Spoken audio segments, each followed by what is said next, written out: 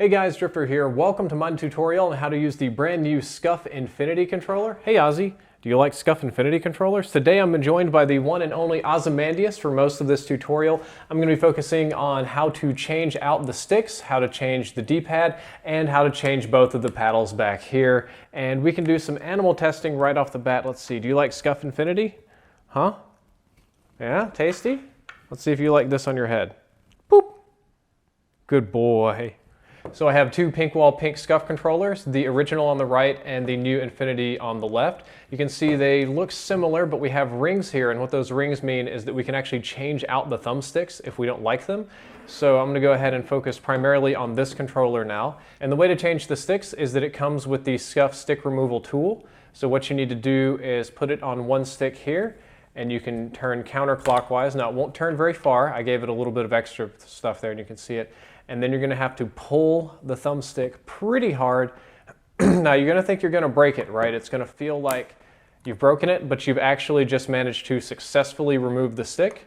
And you'll know because the ring comes off and you can see the little input right here. I'm going to go ahead and do the same thing on the other side. I'm going to twist it a little bit counterclockwise, more gentle this time around. And then you have to give it a pretty significant tug actually. And it comes right out. Easy peasy. Now the real question is, what kind of sticks are we going to be putting in place of the ones we just had? So Scuf sent me their basic stick pack, which has several short concave sticks and two long domed sticks, or I think we've got a little mix of each. I'm going to go ahead and open this up and we're going to put some different sticks on this controller. So I usually play dome, but we're going to put some concave ones on there just to show you the difference. All right, something very important to note before you put the new sticks on is the orientation. You'll see the inside is slightly oval. It's not perfectly round, and that's going to need to match up with the oval shape on the inside of your stick attachment zone. And of course, the Scuf logo is going to need oriented upward. That'll help you out. So what we're going to do is we're going to go ahead and put the stick on first. We'll put the ring on second. We're going to make sure that it's lined up with the hole. We'll slide it in. Now I'm doing it a little bit backwards, so I'm having some difficulty seeing it. I'm doing it for the camera here. Go ahead and get that better lined up. There we go. So now it's on. Now if you notice it kind of sticks to the side a little bit, that's because it's not on all the way. You have to take it and press it down. You have to give it a good solid press, like a nice hard click, and it'll sink in further. Now you'll see that's no longer an issue. We go ahead and put the ring on top, and the ring's a very simple component. Basically, just twist it around and the ring is there to seal it. Now it's sealed in place.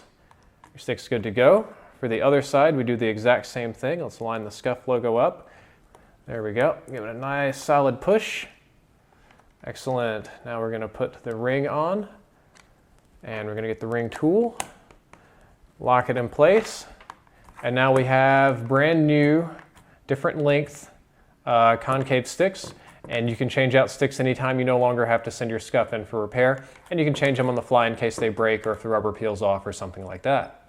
If you look closely, you'll notice that the triggers are also different on the Scuf Infinity versus the Scuf regular. It has trigger stops and they're changeable. The first thing I'll show you how to do is how to adjust the trigger stops, and then I'll show you how to actually change out your triggers. Jessica, we're going to get a nice close-up here. If you see this tiny little black thing right here, this little black fin underneath the trigger, might be a little bit difficult to focus on, but that's actually the trigger stop, because when you pull down you can see it touches. However, if I take my hand, and it's completely flexible, you can just turn it just with your fingers. It's real easy. I just turned it upside down there. It's really tiny. Now it's a stronger trigger stop. See, I can't push it in as far. And if I want to change it again, I'm going to take it and I'm just going to turn it back up just with my fingers. It's real soft. And we've adjusted the trigger stop again. Very, very simple there. Both triggers work the same.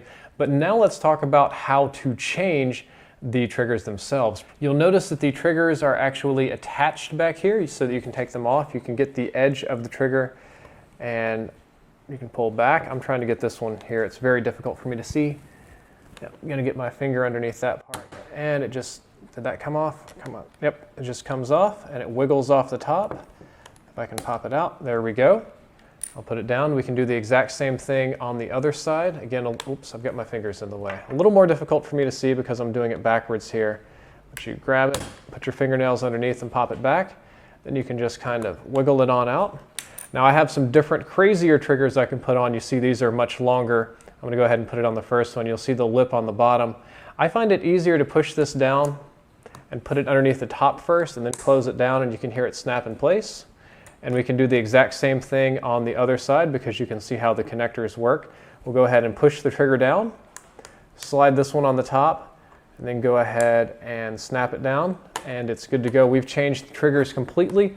These are some kind of crazier triggers. I would probably never use these. I like the default ones, but we do have, it's there, it's an option if you find it enjoyable.